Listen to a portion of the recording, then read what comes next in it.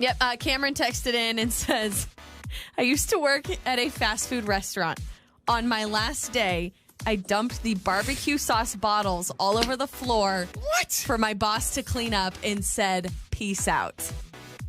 Gosh, man, that is takes so much, like, I thought you were going to say, courage or like, oomph. you made yourself a meal to eat for free. Like, you worked at, you got yourself a double Big Mac It and you says didn't charge dump yourself for it. barbecue sauce. That's what the text says. Oh, man, that is so messed up. This text says, I was treated horribly in my former place of work. Okay.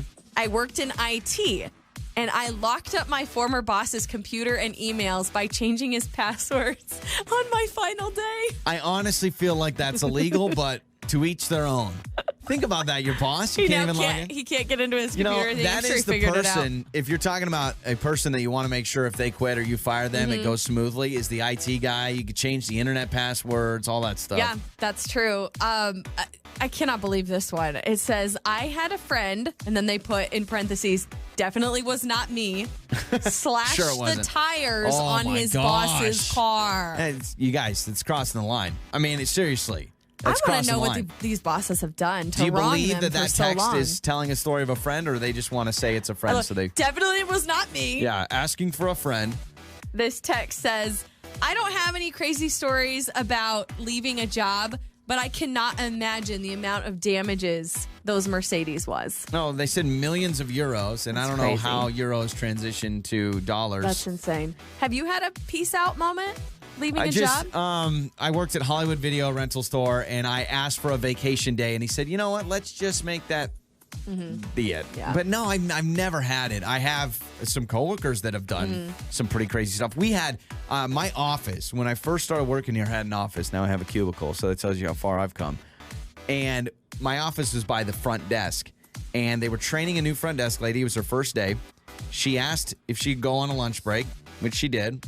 She never came back, sent him a quick email and said, by the way, I don't think this is the right fit. So she left for lunch and never came back. And I'm sitting there. It's like 2 o'clock. I even asked the lady that was training her. I said, is that lady coming back? She goes, I don't know. That's kind of weird. And then she goes, well, I just got an email that says I'm done. She's out. So she just pieced out So for that lunch. reminds me, years ago, I worked for a health clinic, and I was in charge of onboarding and training people, and I was training this girl to work as a receptionist. The craziest story of all time. I'm training her, same thing. She leaves for lunch. I said, all right, you can go take your lunch break. She doesn't come back. Yeah.